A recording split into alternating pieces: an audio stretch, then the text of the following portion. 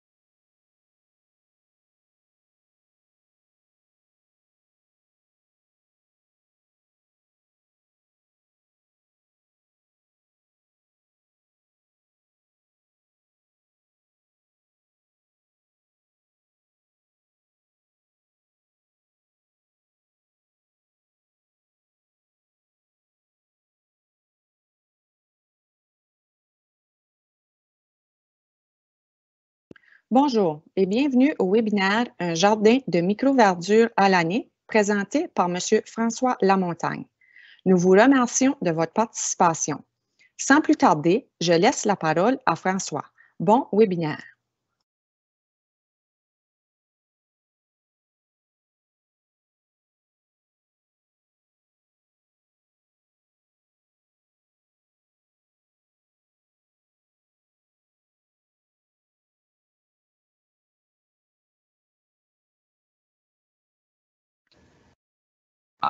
Là, probablement que vous m'entendez. Bien, bonjour.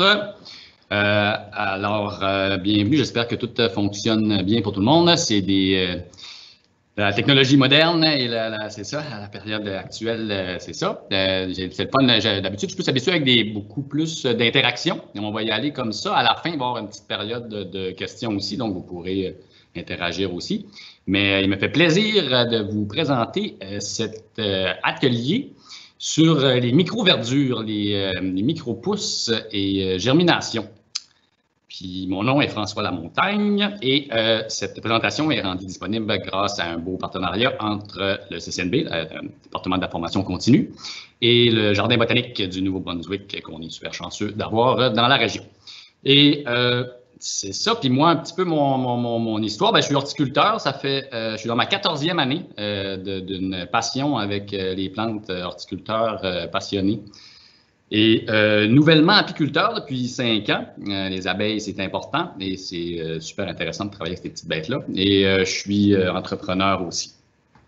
Donc, là, je me demandais, c'est ça, peut-être que vous auriez pu vous poser la question, ouais, mais François, tu nous parles de micro-verdure, puis on est un 13 juin, c'est l'été qui commence, c'est le temps des jardins potagers, c'est le temps de planter dehors, effectivement, oui. Mais ce que je vous parle aujourd'hui, justement, c'est très complémentaire à un jardin, puis aussi, c'est la base. Tout commence par une germination. Et l'équipement un peu nécessaire à ça est utilisé pour les germinations et un peu le même équipement qu'on va avoir besoin si vous voulez partir vos plantes pour votre potager aussi. Donc, c'est en plein dans le temps aussi. Et le gros avantage des micro-pousses puis des verdures, c'est qu'avec un petit peu de soin, on peut vraiment les produire à l'année. Donc là, on est dans la belle saison. On va avoir plein de verdure à l'extérieur aussi, toute la saison. Mais après ça, ça va être une pas pire habitude à prendre aussi à garder pour le reste de la saison froide. Parce qu'ici, au Madawaska, on a à peu près 135 jours sans gel. Donc, la saison est assez courte. Il y a plusieurs verdures qui tolèrent des petites gelées, mais pour les tomates et tout, il faut le faire rentrer dans ça. Donc, les micro-verdures augmentent vraiment la quantité de verdure qu'on peut manger à l'année. Donc, on va commencer ça tout de suite. Donc, tout d'abord, petite définition. Je vais le mettre comme ça. D'une germination, dans le fond, c'est quoi? C'est juste les graines qu'on laisse comme germer. Dans le fond, ça prend un peu d'eau. Et souvent, à ce stade-là, à part quelques exceptions, on n'a pas besoin de lumière, donc c'est quand même bien. C'est vraiment juste les graines puis de l'eau. Mais dans le cas des germinations, c'est très, très, très important de rincer 2 fois par jour parce qu'on va être dans un milieu comme ça. Puis on ne veut pas que ça se contamine aussi, même en utilisant du matériel propre et tout. Donc, vraiment, on veut le rincer 2 fois par jour. Donc, si vous n'avez pas le temps d'être là 2 fois par jour, également le matin et le soir, vous le mettez à un endroit très accessible. Mais si vous ne pouvez pas être là le matin et le soir, ben, c'est pas la bonne technique pour vous. Et je vais vous montrer la seconde. Mais quand même, ça prend une opération qui prend en gros à peu près 15 secondes 2 fois par jour. Donc, en gros, c'est 30 secondes dans votre journée. C'est pas par pot, mettons. Mais c'est pas grand-chose. C'est juste qu'il faut le faire. Puis selon la variété, ça peut aller de aussi peu que de 2 à 10 jours avant de consommer. Celle-là qu'on a ici, je vais vous en parler tantôt, c'est un petit mélange, mais ça, en 5 jours, on a un aliment frais, vert, dans notre cuisine. Puis, utilise uniquement les éléments nutritifs présents dans la graine. Ça va être bon pour comparer avec l'autre technique. C'est que là, on n'a pas besoin c'est pour ça qu'on n'a même pas besoin de substrat, on n'a pas besoin de support, de terreau, de rien.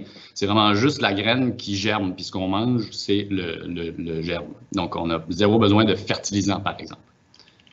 Tandis que les micro-pousses, ben là, on va amener les germes un petit peu plus loin.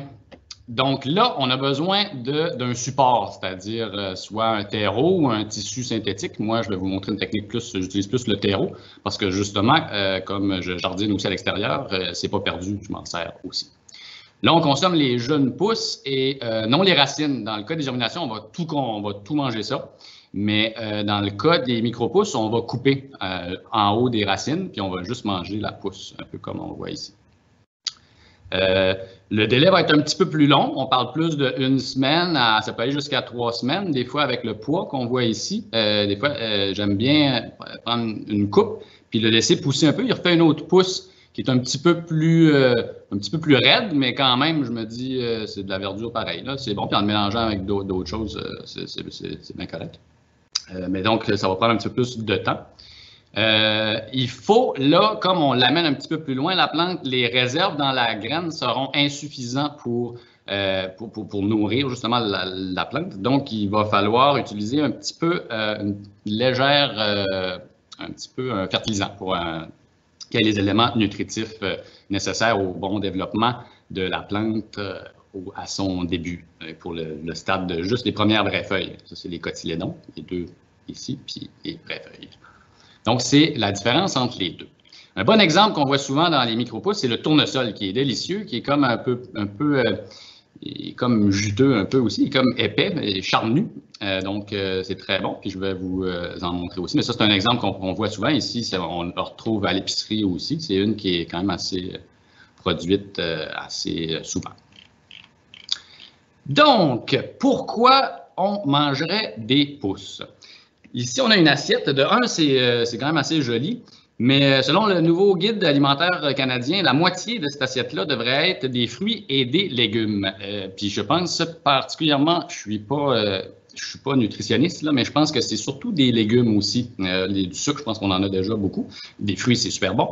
Mais beaucoup de verdure, beaucoup de légumes, toutes les sortes de légumes. Donc, des fois, des pousses, de la salade, des choses comme ça, qu'on fait pousser aussi à proximité, ça nous aide à atteindre ce 50 %-là. Il y a aussi plusieurs autres avantages. C'est que, comme on l'a vu, c'est très rapide. Dans le cas des germinations, encore plus. Puis les micro-pousses, ben, quand même, 1 semaine à 2 semaines, 3 semaines des fois maximum. C'est quand même assez rapide aussi. Très facile. Je vais vous montrer comment c'est vraiment très, très, très facile, très accessible. Il y a différentes façons de le faire, mais on peut le faire de façon très, très simple. Et nutritive, c'est que les graines, dans le fond, c'est comme des petites usines. Ils sont toutes prêtes à pousser. Si on les mange comme ça, on les absorbe comme ça, on est capable d'en digérer une certaine partie, mais il y a une grande partie une bonne partie qu'on va perdre aussi, qu'on ne l'absorbera pas.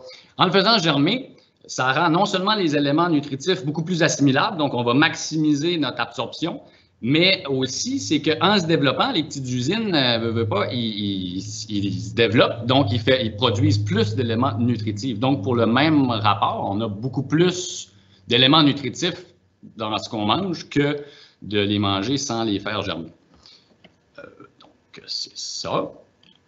Les autres avantages, c'est que, comme je vous ai dit, c'est frais. Vous l'avez dans votre cuisine, donc vous ne pouvez pas avoir plus frais que ça. Il n'y a aucun délai de livraison. Il est là.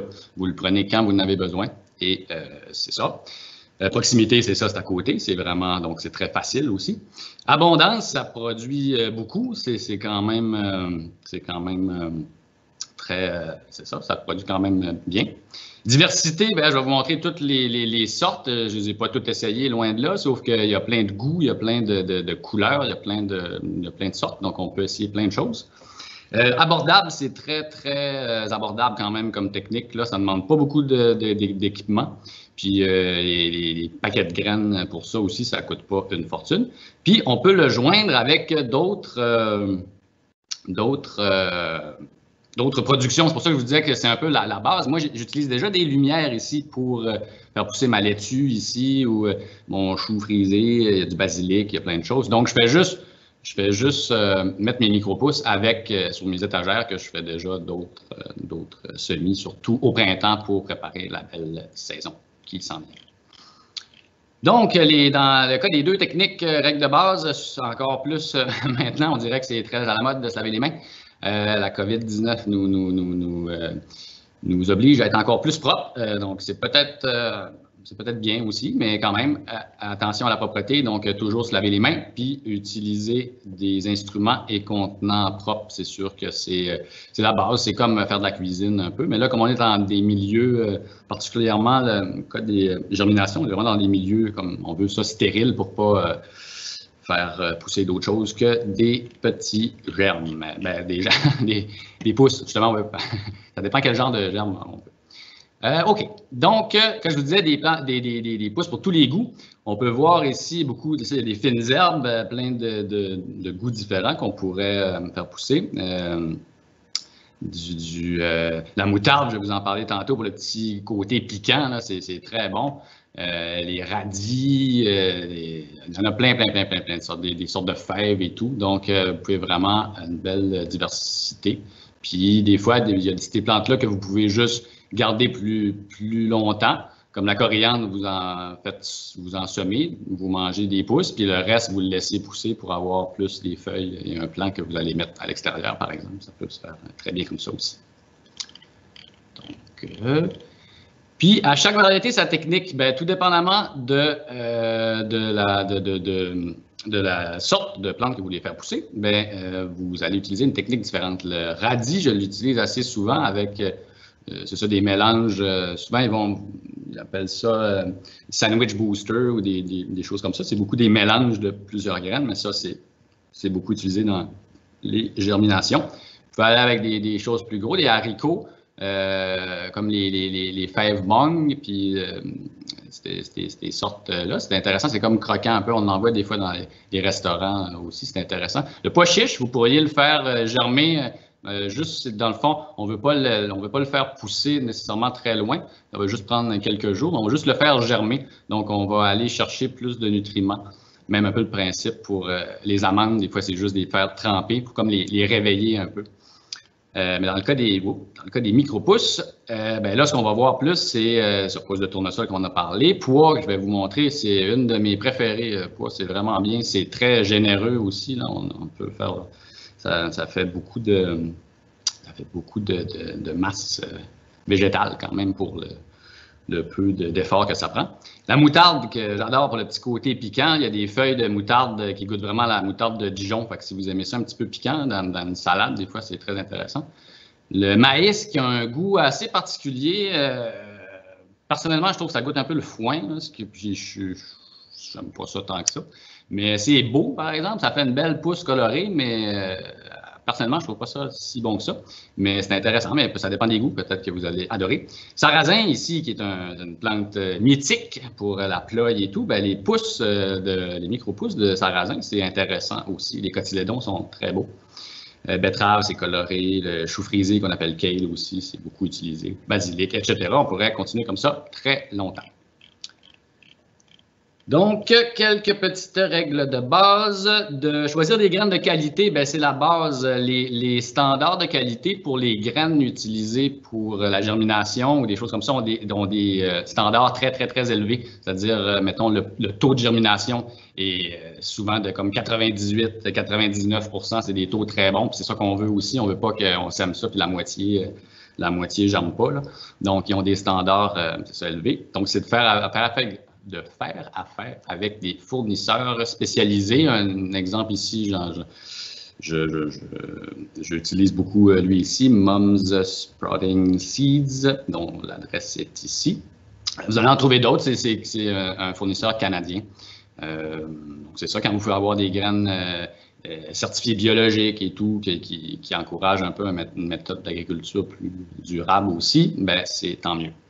On va utiliser de l'eau saine tiède, c'est-à-dire pas chaude, là, tiède chaude, mais juste comme tiède, mais pas trop froide. C'est surtout pas trop froide qu'on veut. Toujours les outils puis un espace de travail propre. Donc, la première technique, la germination en pot, que j'utilise assez souvent. Je trouve ça vraiment le fun. De plus en plus, à vrai dire, la COVID-19 m'a réveillé un peu. Je l'utilisais avant de temps en temps, mais là, je l'utilise assez souvent. Je trouve ça le fun. C'est complémentaire. Tu ne fais pas un lunch juste de germination en pot, sauf que c'est intéressant, puis c'est nutritif, puis c'est sur le comptoir de la cuisine. Donc, ici, on le voit, je vous disais 5 jours, c'est exactement ça. C'est une photo que j'ai prise, c'est mon setup que j'utilise. C'est une journée, on le fait juste, je vais vous montrer les étapes, là. Mais c'est ça, déjà la deuxième journée, il y a des petits germes qui commencent à sortir. Puis après ça, ça va pousser, puis ça va verdir. Dans ce stade-ci, on peut mettre un petit peu plus de lumière, là, puis là, ça va les faire verdir, puis ils vont être délicieux. Donc, les étapes, en résumé, ça serait on le dira jamais assez, de laver vos mains et stériliser tout le matériel. Stériliser, là, c'est pas besoin c'est pas les standards de laboratoire, là, mais quand même, si vous le passez au lave-vaisselle ou même vous le lavez avec du savon puis vous le rincez bien, c'est parfait. Mais on veut du matériel propre. Verser les graines dans le pot en verre. Moi, j'utilise, c'est ça, c'est un pot comme maçon, là, un pot maçon. Puis les quantités sont variables tout dépendamment de la grosseur. Donc, d'habitude, les petites graines comme les sandwich boosters et tout, c'est juste on en met juste un petit peu, je vais vous montrer tantôt. C'est à peu près l'équivalent de 2 cuillerées à thé. Tandis que si vous voulez faire des pois chiches, par exemple, là, on s'entend que il va en avoir moins, mais ça va prendre plus de place. On va parler peut-être le quart, 25 % du pot à peu près. On remplit le pot d'eau. Et on va mettre notre petit moustiquaire ou le couvercle ici que j'utilise, qui a un petit moustiquaire en acier inoxydable, en stainless steel. Donc, c'est réutilisable, puis j'aime bien ça. Ça se lave bien aussi. Fait que moi, c'est ça que j'utilise. Mais ça se ferait très bien, un moustiquaire que vous lavez, puis avec un élastique. Donc, ça serait très bien.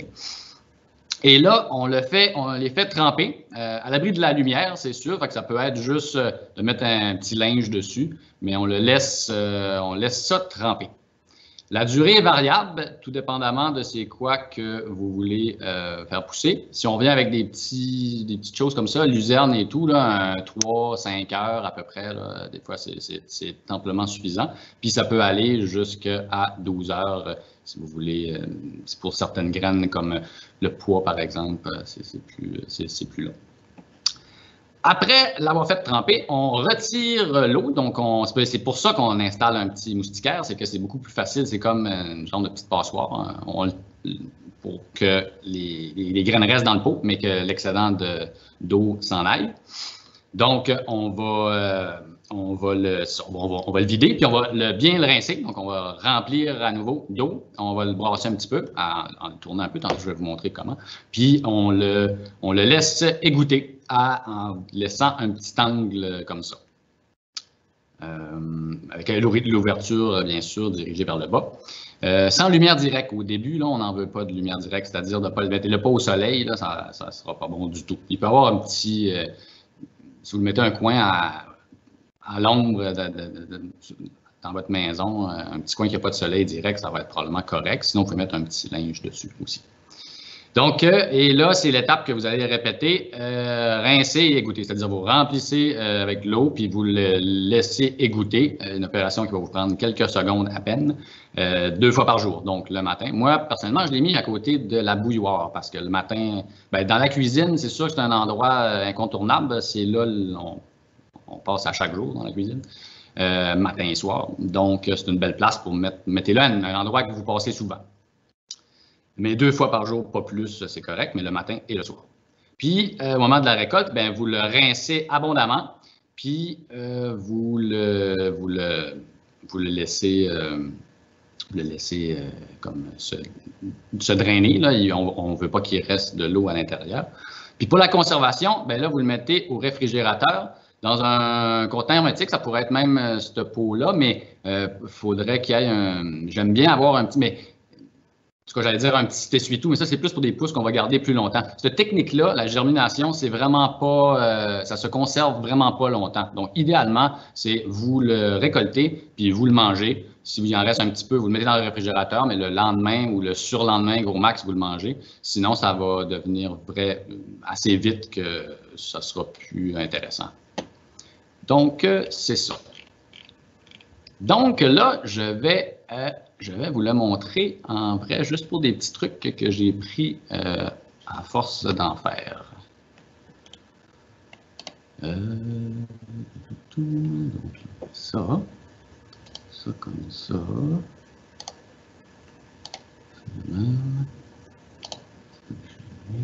Donc, OK. Donc là, vous devriez me voir, je pense. Donc, les pots que j'utilise, c'est ça ici avec le couvercle que je vous disais comme ça. Donc, il est en stainless. Il se revisse facilement. Ça prend un pot maçon qui est à large ouverture, là, puis il rembarque là-dessus. Je les avais pris dans le même fournisseur que les graines, les sacs de graines qui arrivent comme ça. Ça, c'est du radis que j'aime bien pour le petit côté piquant. Puis, le sandwich booster qu'on voit souvent aussi, c'est un modèle assez utilisé. Donc, on va mettre juste une cuillère à thé, comme ça. J'en mets 2 à peu près. C'est sûr que là, avec la grosseur de l'écran, puis, vous ne voyez pas tout ce que je vais faire, mais c'était juste pour vous montrer un peu la proportion que ça va donner. Ça a vraiment l'air de pas grand-chose. J'en mets 1 et 2. Puis, regardez, dans le fond, ça donne vraiment, il y a presque l'air d'avoir absolument pas grand-chose. 2 cuillères à thé dans un gros pot de même, ça donne pas grand-chose, mais vous allez voir, c'est impressionnant. Donc, on le revisse. Fait que là, j'ai déjà mon couvercle avec le moustiquaire. Je remplis ça d'eau. Puis quand je vais le vider, pour le brasser, c'est super le fun parce qu'on a juste à le shaker comme ça. Puis ça va très bien se brasser. Puis après ça, quand on veut le faire, quand on va l'égoutter, on va le laisser. Oh, c'est vrai, parce que les graines, ils gonflent un peu. Fait que je n'avais pas remarqué. Je ne l'ai jamais fait à sec, mais les graines, ils passent dans le moustiquaire. Donc, c'est ça. Puis une fois que les graines sont rincées, vous faites juste le tourner un peu puis le tapoter comme ça pour qu'il y ait des graines un peu partout, dans le fond, comme ça ici. Puis là, il va en avoir un petit peu partout. Ça, c'est après 2 jours. Il commence déjà à... il dégoûte aussi. Il commence déjà à pousser. Puis, après simplement 5 jours, gros max, vous avez quelque chose qui ressemble à ça, qui est très bon, qui est c'est la même chose que vous allez pouvoir des fois retrouver au restaurant et tout. Donc, c'est pas plus compliqué que ça. Ça demande juste un petit peu de temps, quelques secondes par jour, et c'est tout. Puis vous pouvez faire des rotations. L'idée, c'est que comme c'est ça, j'en repars aux 2-3 jours, ben là, ça m'en fait pas mal souvent. Donc, on va faire ça. Je vais retourner à la présentation. Ça comme ça. OK. Donc, ça pour la germination. Les micro-pousses maintenant. Ça, c'est vraiment trippant parce qu'on peut les amener quand même assez loin. Puis là, c'est de la verdure vraiment plus développée. Donc, les étapes, je vais vous montrer à quoi ça ressemble. Ça, c'est des pousses de pois. Ça, c'est au début quand ça y va. Mais là, on a besoin d'un terreau, comme on voit ici. Et voilà. Les étapes. Les mêmes pots vont nous servir pour faire tremper les graines avant aussi. Ça aide beaucoup. Des fois, ils disent on n'est pas obligé de les faire tremper, là. Mais moi, je vous recommande de les faire tremper pareil. J'ai des bien meilleurs résultats comme ça. Donc, recommencez l'étape 1 de l'autre fois. Lavez vos mains et utilisez du matériel propre. On utilise un terreau de qualité et humidifié. Je vais vous montrer lequel j'utilise là, parce que c'est ça, c'est quand même des fois. C'est ça. Ben, je vais vous expliquer aussi pourquoi que j'utilise lui. Et humidifier, moi j'aime bien l'humidifier un petit peu avant. C'est pas indispensable parce qu'on en met juste 2,5 cm dans le plateau ou dans un contenant bas et large là, que je vais vous montrer. Mais j'aime bien l'humidifier avant parce qu'après ça, ça demande, il est plus mouillé uniformément. Et on s'assure qu'il n'y a pas de poche d'air à certaines places. Mais 2,5 cm, c'est pas très épais. Donc, quand même, si vous le mettez dans le fond du plateau, vous arrosez par-dessus, puis vous l'humidifiez bien comme il faut, souvent, on est correct comme ça. Mais pour une question de rapidité, j'aime bien l'humidifier avant. C'est plus facile à brasser. Après ça, je l'installe, puis c'est déjà humidifié. Donc, quand j'arrose, j'ai besoin de beaucoup moins d'eau pour arroser. Certaines graines, mais la plupart nécessitent un trempage préalable. Là encore, ça va tout dépendamment de c'est quoi que vous faites germer. Mais ça, c'est tout bien. Les fournisseurs de graines ont toutes ils vont vous le dire, là, c'est combien de temps pour le faire tremper. Vous pouvez trouver ça très facilement comme information. Donc, une fois qu'ils ont été trempés, puis on les égoutte, même avec les pousses de tournesol ici, moi, je les fais tremper un petit peu. Je fais une technique comme de germination un peu. Je vais les laisser 2 jours. Maintenant, je fais ça parce que j'ai l'impression que l'enveloppe s'enlève encore mieux que d'habitude. J'avais trouvé un truc pour qu'elle s'enlève bien, mais en le faisant comme pré-germer un peu au début, les laisser ouvrir, puis après ça, après 2 jours, là, je les installe sur mon terreau. J'ai des meilleurs résultats avec, parce qu'on ne veut pas que, je vais vous montrer, que l'écaille reste trop, qu'elle soit pas trop dure sur les cotylédons. Sinon, c'est fatigant parce qu'il faut l'enlever une par une, puis là, c'est long. Donc, c'est ça, mais je vais vous montrer un truc que là, qui est efficace à 90-95 %. Donc, on dépose les graines sur le terreau, puis on va presser un petit peu pour juste qu'il y ait un bon contact avec le terreau. On ne veut surtout pas les superposer. Ça, c'est très important aussi. Mettons, sur votre plateau, on veut qu'il y ait une couche de graines à la grandeur du plateau, mais on n'en veut pas des places qu'il y a comme 4-5 en tas, toutes superposées, parce que ça va avoir de la misère à lever, puis on risque d'avoir un petit peu des problèmes. Recouvrir légèrement les graines de terreau humide, c'est juste qu'on veut, on veut pas les ensevelir complètement. Je veux dire, oui, on veut plus les voir sur le terreau, mais on veut pas, remettez pas un 2,5 cm dessus, juste pour dire qu'on les voit plus, puis qu'il y a une petite couche dessus. On va arroser avec un vaporisateur. Je vais vous montrer, c'est ça, mais c'est quelque chose qu'on a besoin nécessairement pour les semis. C'est très pratique. Puis c'est pour faire sûr que si vous arrosez avec un gros jet, il y a des bonnes chances que toutes les graines vont toutes envoler partout. Puis on ne veut pas ça.